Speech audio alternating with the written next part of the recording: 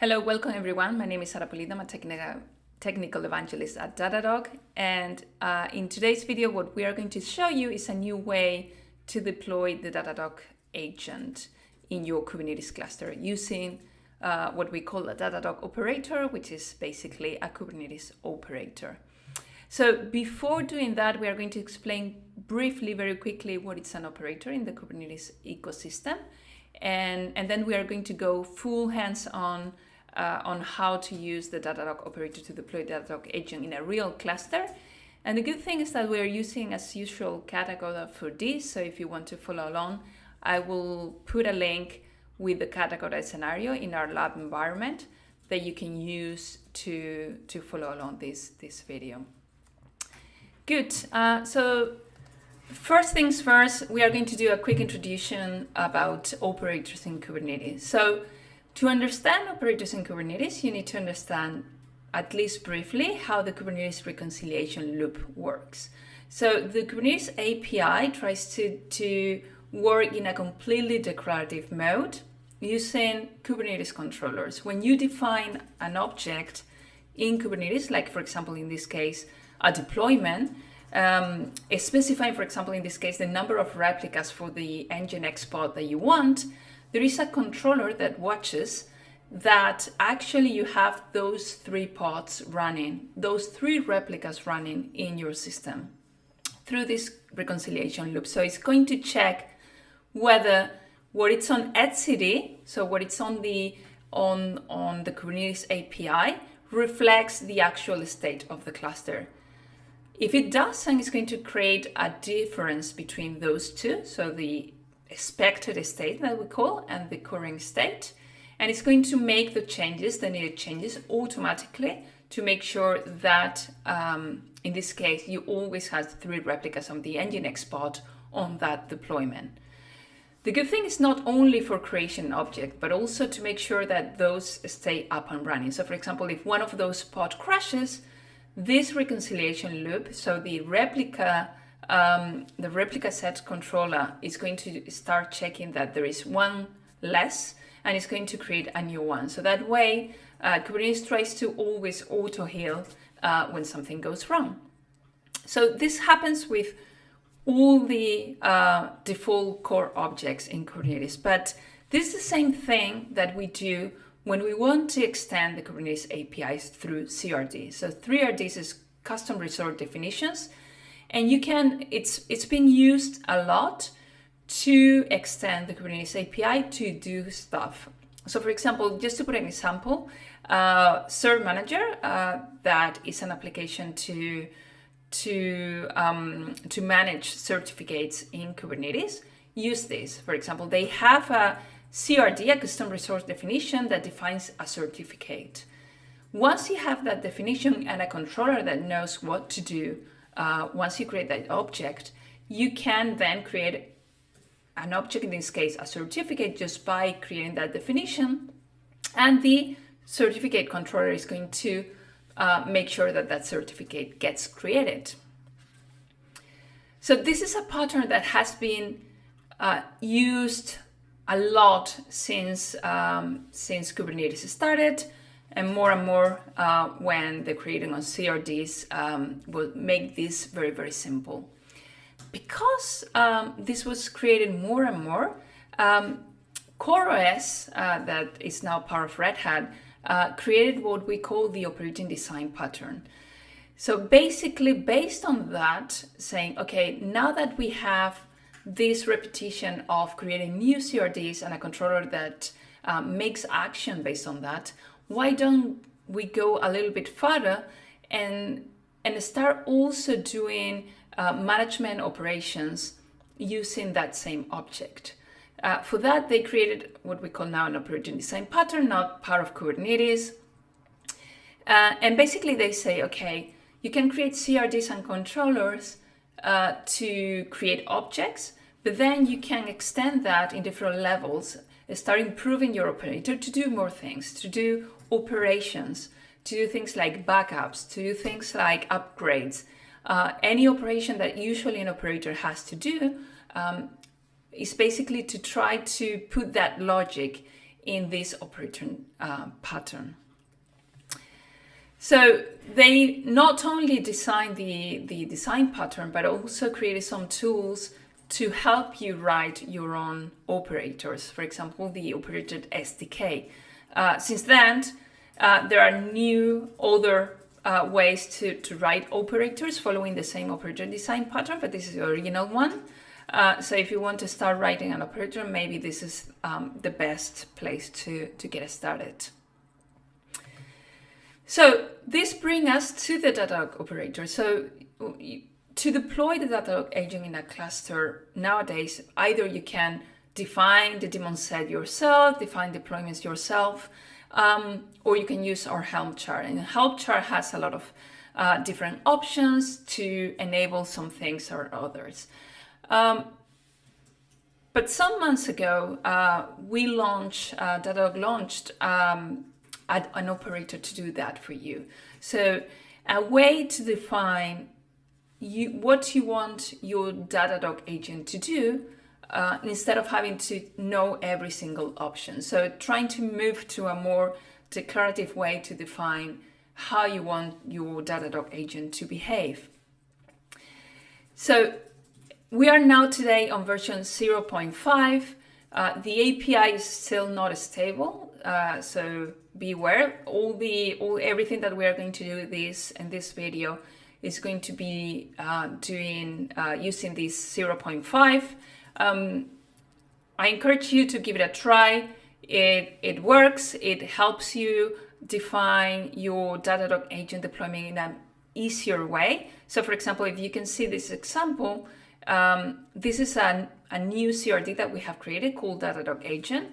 And for example, to enable features, there is a feature section where you define what features you want, and it will automatically deploy the needed agents to do so with the needed options. So obviously we are going to continue improving the Datadog operator to even be more helpful, but it's a good way to start. So let's check it out very quickly in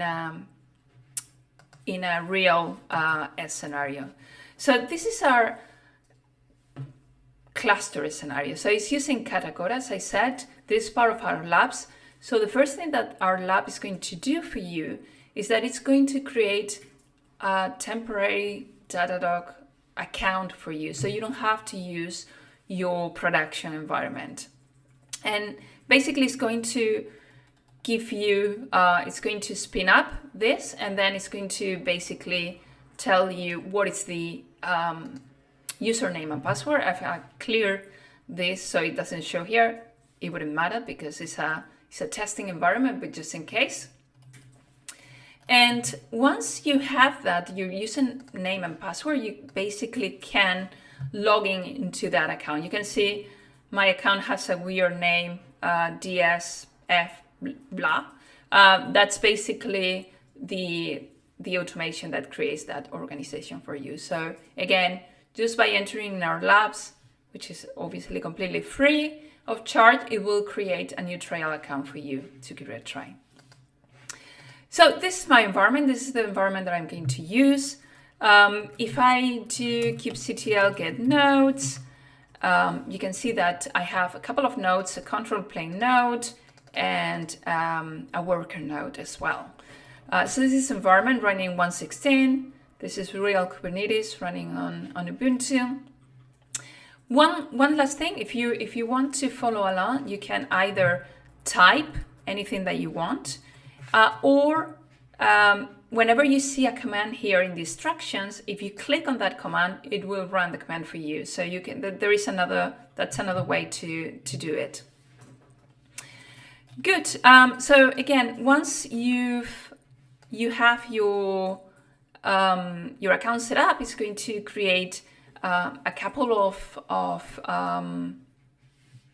environmental variables with your API key and your app key. So everything is done for you.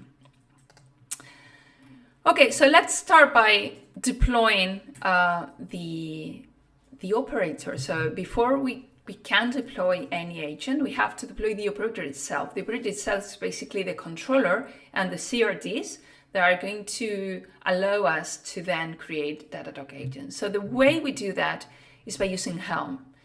So in this command, Helm install the operator, basically we are telling Helm to deploy the operator controller and all the CRDs.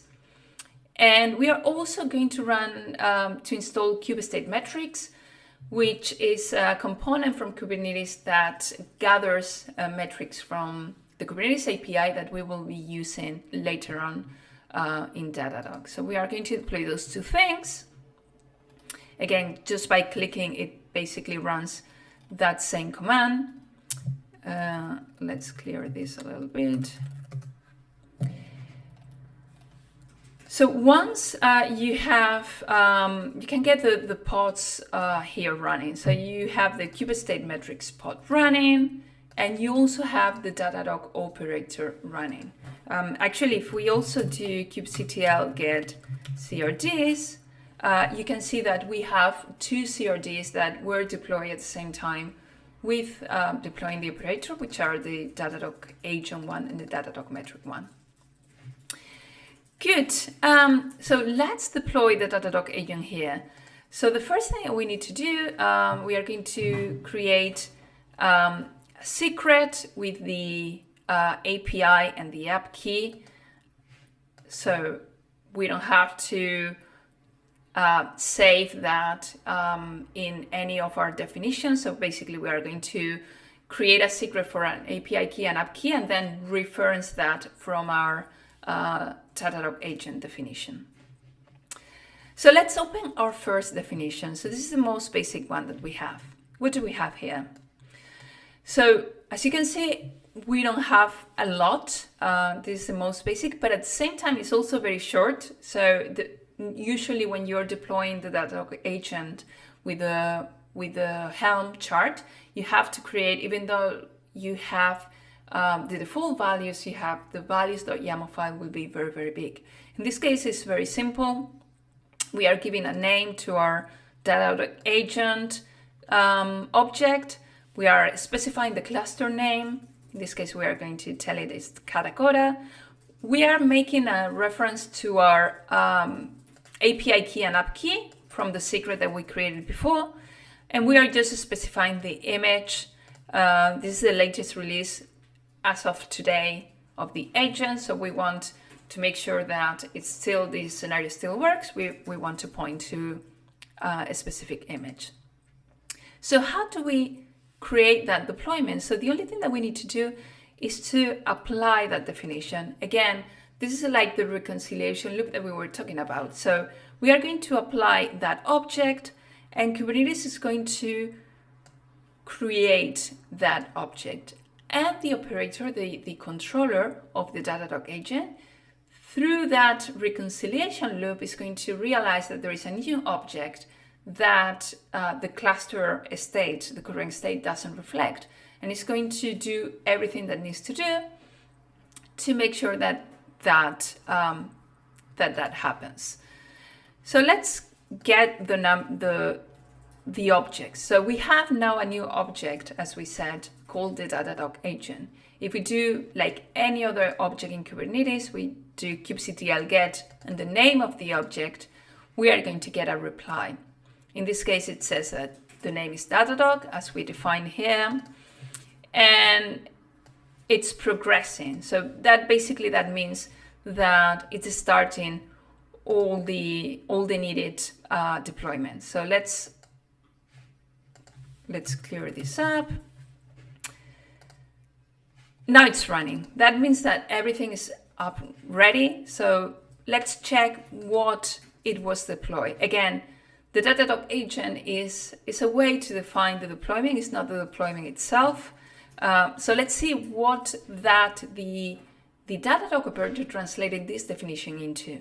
So if we get the number of daemon sets, now suddenly we have a new daemon set called the Datadog agent. So basically the operator saw this definition and said, okay, for this definition of the Datadog agent, I need to create this new deployment, in this case, this daemon set, and it did it for you. So if we check the number of pods that we have now, so we have for that daemon set one pod only deployed to node 01. But remember that when we set the number of nodes in our cluster, we had 2 nodes. So the reason why we are not deploying the Datadog agent into the control plane node is because the control plane node has attained to avoid deploying things by default into it. So if we get the taints for the control plane node, you can see that there is a no schedule 1 because it's part of the control plane. But obviously, if you're running your own control plane, you will need to run the Datadog agent into those. So how do we do that? We will do that on the next step.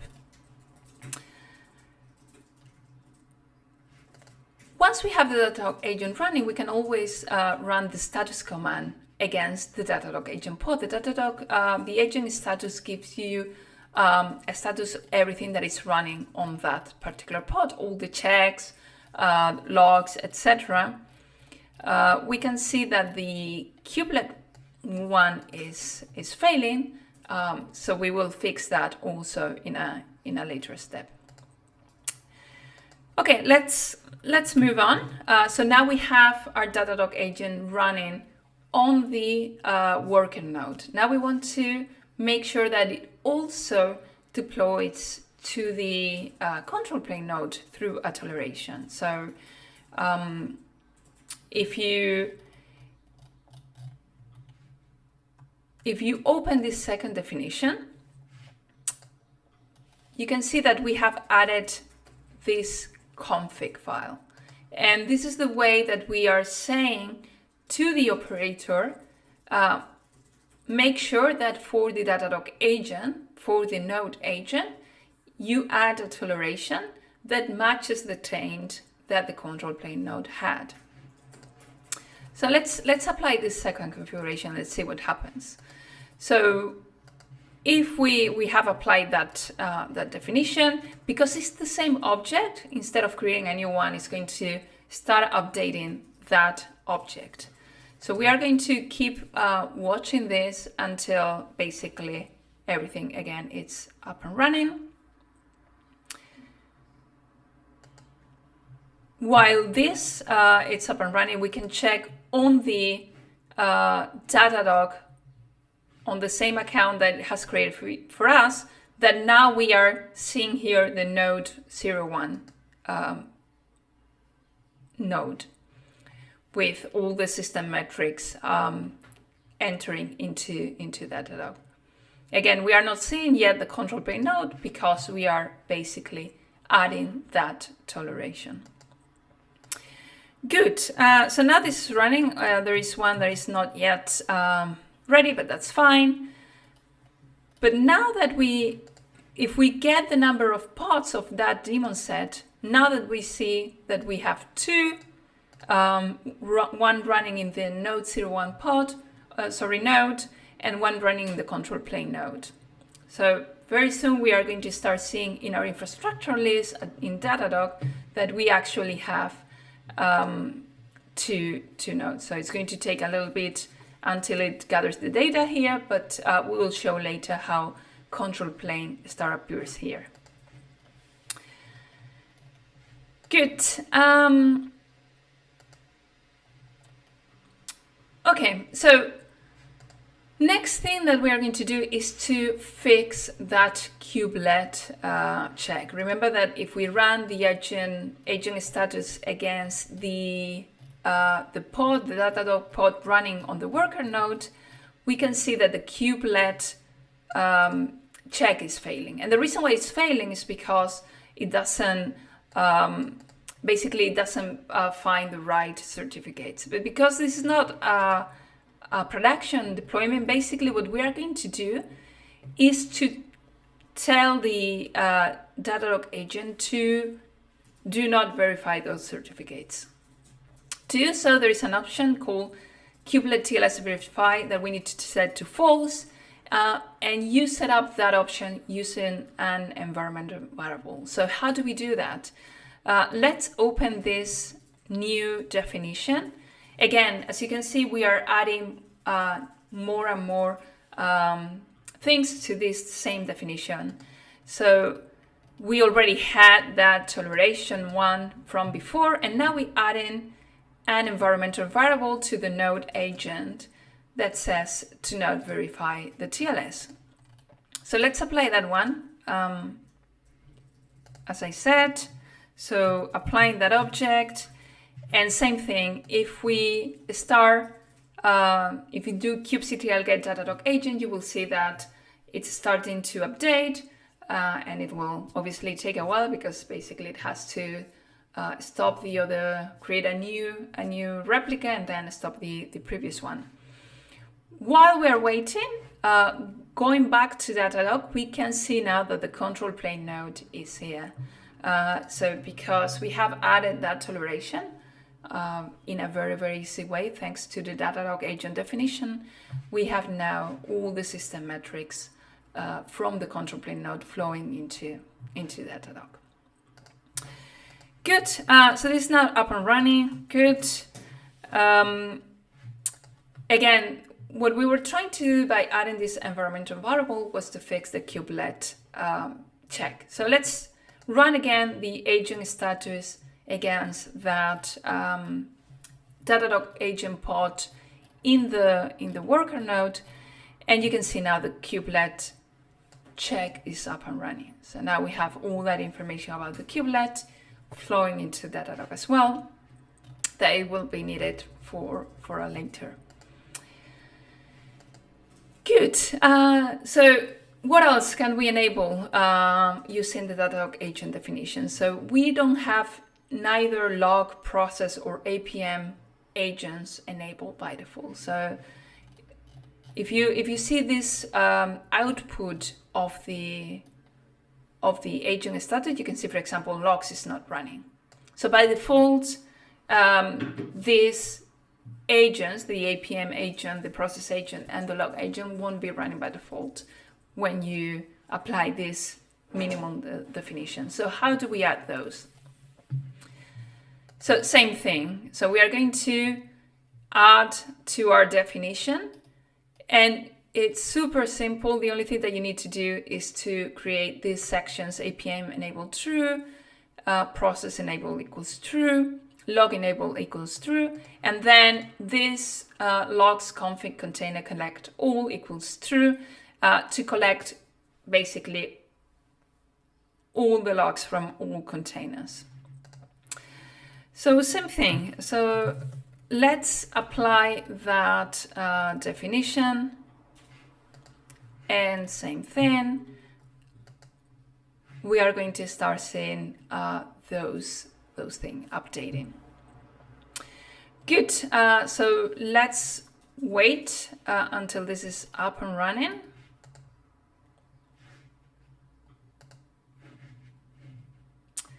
In the meantime, we can check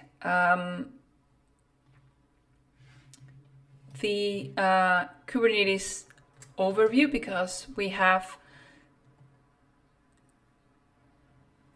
this is completely enabled automatically for you because you're running Datadog on Kubernetes. So it realizes that you actually have a Kubernetes cluster, and it's going to start gathering all those metrics, in this case from kubestate metrics, and sending those to Datadog. So you can see the information about our cluster. We have one cluster, 2 nodes, 2 namespaces, the number of daemon sets, the number of deployments, etc., etc.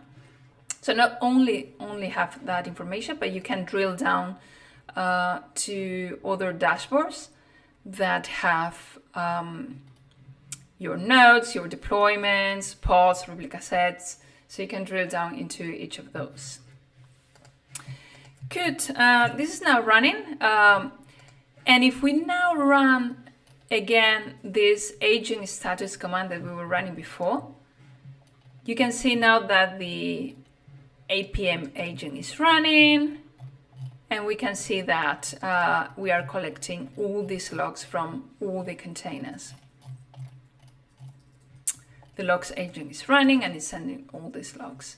And if we go to, for example, if we go to now to logs in our Datadog, in our cluster, we can start seeing those logs already flowing in. And if we had an application that is already instrumented for traces, we will see those traces coming in thanks to the APM agent. Good.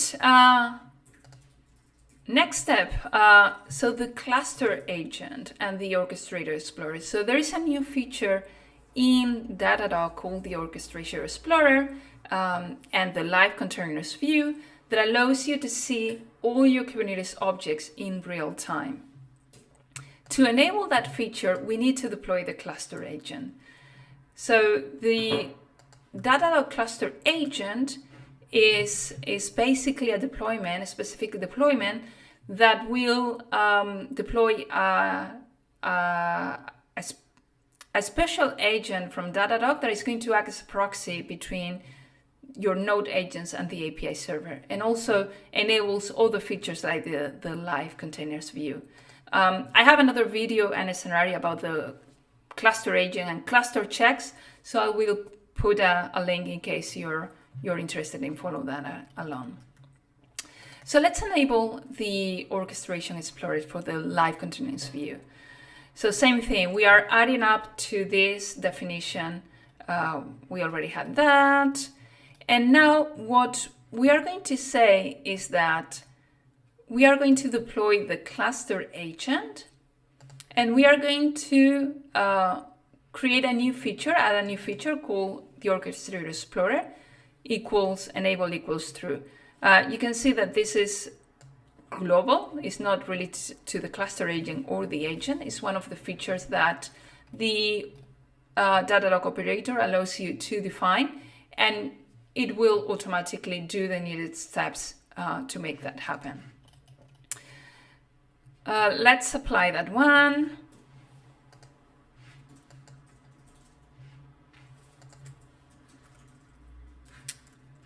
And let's wait for that to be up and running.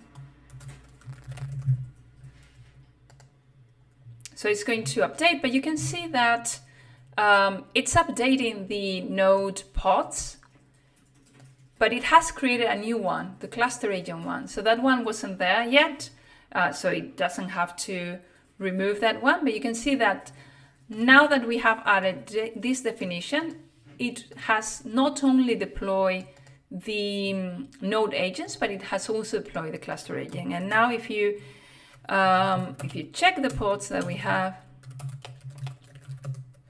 you can see that we have the two pods of the daemon set of the node agent, but we also have the cluster agent one. And the cluster agent one is a deployment. It's not a daemon set, so it's here.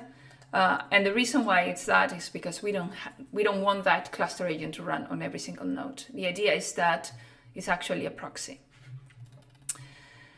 Good. So how do we know? So as I said, one of the main things that the cluster agent does, not the only thing, but one of the main things is that it's going to be a proxy between the Kubernetes API and all of your node agents.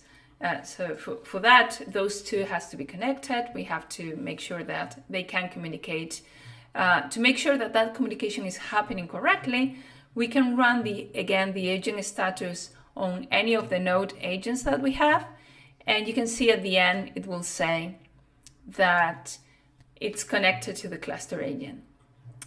The good thing is that the operator has done a lot of things to make this happen. So it has basically deployed the cluster agent.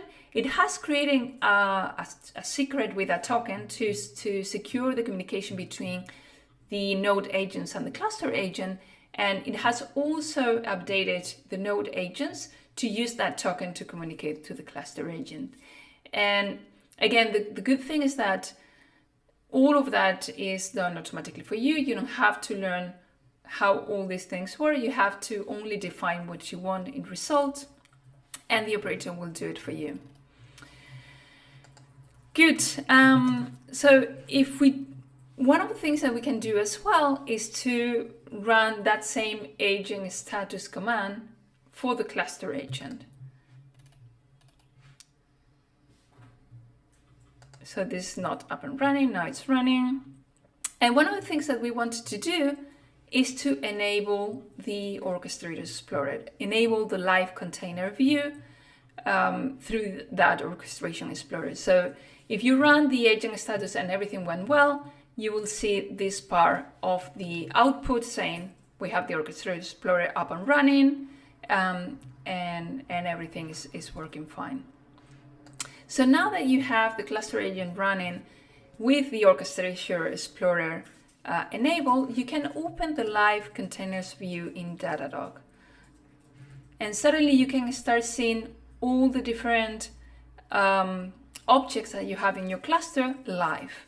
So that way you're able to see all your deployments. If you, for example, if you're doing a rolling update for one of your deployments, you can watch here how it's going. You can see all your replica sets, and you can also obviously drill down by cluster, filter by cluster, etc. Good. So the last thing that we are going to do on this scenario and this video is to enable cluster checks and the cluster check runner. Again, I have a video that explains what those are if you don't know, and how they can be helpful if you're running Datadog in Kubernetes. So I'm going to leave a link. I'm not going to explain a lot what cluster checks are. Basically, the same way we run checks against the pods that are running on our cluster, sometimes we want to run checks against things that are not containers, that are not containerized, like Kubernetes services or services that are completely out of our cluster, etc. For that, we use cluster checks. So how do we enable those in using the operator? So again, let's create a new definition. And the only thing that we need to do is to add this configuration option to our cluster agent. So just cluster checks enable equals true. And we are going to apply that definition. So once we have applied it, if we do as always, kubectl get Datadog agent, we are going to see that there are several things happening. So we are updating the node agents to make sure that they know that there is a cluster check runner. The cluster agent is already running. And we have created a new type of Datadog agent called the cluster checks runner. The cluster check runner is a special, it's basically the same one as the node agent, but its role is going to be only to run those cluster checks. But the good thing about using the operator is that we didn't have to say that we wanted a cluster check runner. We didn't have to deploy that cluster check runner. The only thing that we needed to do was to tell our definition that we wanted to have cluster checks enabled.